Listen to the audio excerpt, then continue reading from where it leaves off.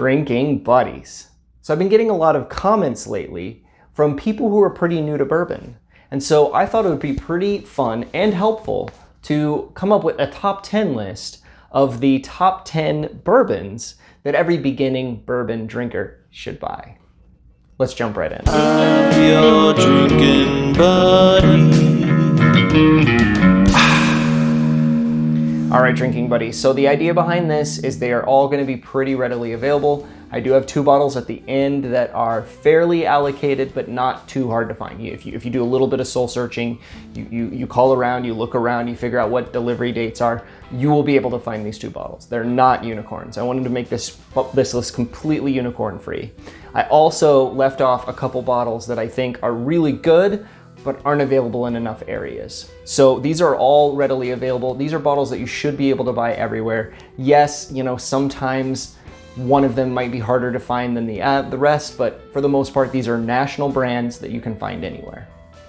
And we're gonna begin with one of my favorite distilleries, and we'll go ahead and end with one of my other favorite distillery. I have 2 favorite distilleries, but everybody knows that I'm a sucker for Wild Turkey, Russell's. That is possibly my favorite distillery. And we have to begin with possibly the best value in all of bourbon, Wild Turkey 101. This is my jam. I absolutely love this bottle. It is between $18 and $25 in your area, between 6 and 8 years.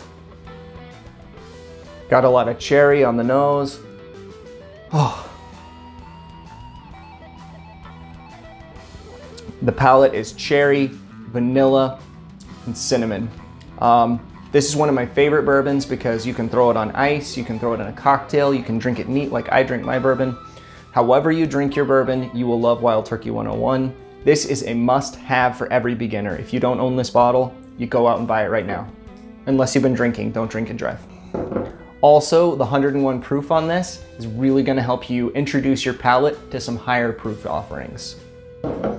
We're gonna stay at the Wild Turkey Distillery, and we are going to talk about one of the best values in bourbon. Again, weird, Wild Turkey value, who would have thought? Russell's 10. So another readily available 10-year product. There's not many. Eagle Rare used to be easier to find. You do have Bulleit 10. McKenna 10 used to be easier to find. McKenna 10 is now a unicorn. Eagle Rare is pretty hard to find. Russell's 10 is still available, and it's better than both. I know that'll get me a little hate from some McKenna lovers and some Eagle Rare lovers, but it's a fact. I can do these blind, and I will pick this out every time as being my favorite of the 2. 90 proof, 10 years old, wonderful stuff.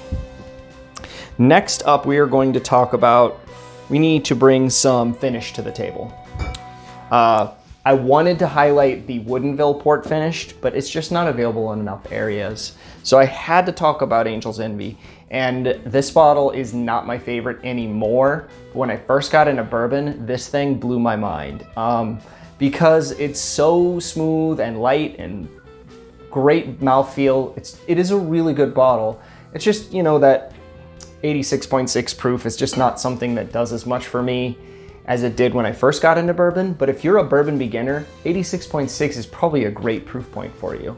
That's when I started to be able to drink bourbons neat, was when I was around that 86 proof. I used to just throw 1 chunk of ice in my glass. But once I found, Jim Beam Black and Angel's Envy and Old Forester 86, I realized, oh, okay, I don't need that cube. These bourbons are so smooth and they don't have that extra heat. Eventually, now I don't even add drops of water to a barrel proof, but when I first got into whiskey, this was a godsend. Angel's Envy, really good bottle. I have grown out of it a little bit, but I still highly, highly, highly recommend it for beginners. Next up, we need to talk about another 10-year, because I think I would be hard-pressed to leave this out, because it is another readily available 10-year product. Bulleit 10. I know I just mentioned it briefly, but it's a 91.2 proof. Solid bottle. It is from Kentucky. It is sourced, but it is from Kentucky. This one's got some pretty good peanut notes on it. There's a few of these bottles that'll have peanut notes on them, but solid bottle, 10 years old. Pretty rare to find a 10-year-old bourbon that you can actually find, and this one's pretty readily available. Next up, we are going to talk about, you gotta bring some roses to the party. There's no way we can talk about a beginning bourbon list without Four Roses single barrel. These are 100 proof, they are wonderful. I had tasted these when I first got into bourbon, and I didn't buy one until fairly recently, and now they're going to be a staple on my shelf from now on. Everything Four Roses I'm really into right now. I really, really like what they're doing, and this is a great entry-level product to understand how good their product line is. And I do want to ask in the comments, tell me if you think that it tastes like flowers because it says the name Four Roses on the bottle, or it's called Four Roses because it tastes like flowers, because I do get a floral thing off this one. So let me know if you have that same note and if you think it's a subliminal thing from the name or if it's really there and maybe that's why they named it Four Roses. The chicken or the egg thing. Next up, we're going to talk about one that I don't have, so we'll just pretend it's right here, but I always do, and that's Maker's 46. We got to bring a weeder to the party. The best readily available weeded bourbon is Maker's 46. This is a fact, guys. It's considerably better than Weller Special Reserve, and people pay $100 for Weller Special Reserve. It's better than really any readily. It's way better than Larceny. It's like Larceny's down here, Maker's 46 is up here. It's night and day. It's just a dramatically better bottle. Maker's 46, best available weeded bourbon. Gotta have that on the list. Next up, we got to bring a little bit of proof to the party, and we also got to bring one of the bigger Kentucky distilleries in the mix, and we can't forget about Jim Beam, so I'm gonna bring them both out right now. We gotta bring some heat to the party, but I don't wanna go too hot. This is a list for beginners, so I don't wanna have a 130 proofer on here. I have a 108 and a 114, and that's gonna be a Jim Beam single barrel, 108 proof. This stuff tastes like peanut butter. And then Old Grandad 114. This is just such a wonderful hidden gem that is becoming hard to find because people have finally figured out that it's a hidden gem. But this one should be available in your area. If you ask, you'll find out when it's coming in. Yes, shelves are probably empty right now. People have picked up on it, but give it some time, let everybody pick up a bottle, and this will be another shelf bottle that's readily available again. And the bottle, I feel like, it's got a much better look to it than the Bottled and Bond Old Grandad. The Bottled and Bond Old Grandad is just such an ugly bottle. But Old Grandad 114, great bottle, higher proof. That's gonna be the highest proof one on the list. We're down to our last two. And I cannot talk about a list of bourbons and the best bourbons without talking about Buffalo Trace. Yes, their products are hard to find, but they're hard to find for a reason.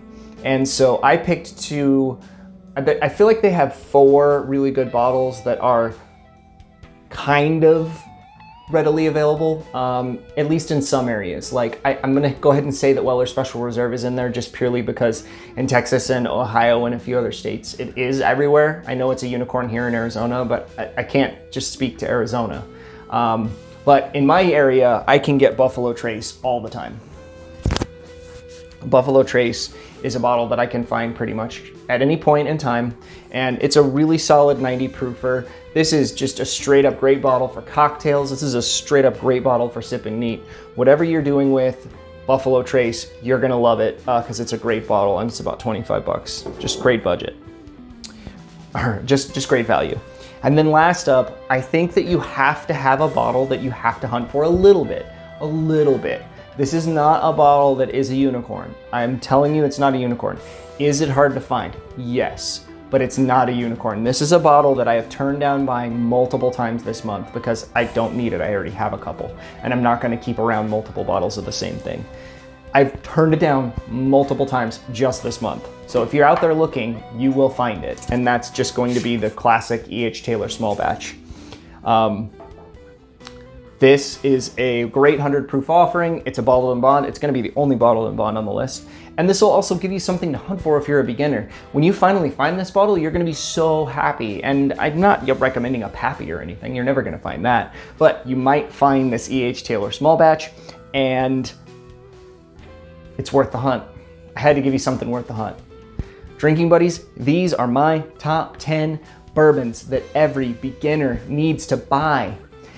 Give me in the comments one that I missed. Tell me if any of these shouldn't be on the list. The only one that I think is questionable is this this Bulleit 10 because I don't drink it that often, but I think just recommending a 10-year product that is readily available is something that I should do, even though I already had another one up here. That's the only one that I was questioning. It went back in and it went back out and it went back in, and you know, I ended up leaving it in there, but this is my list. I want to hear in the comments yours. Thank you for watching. We'll see you on the next one.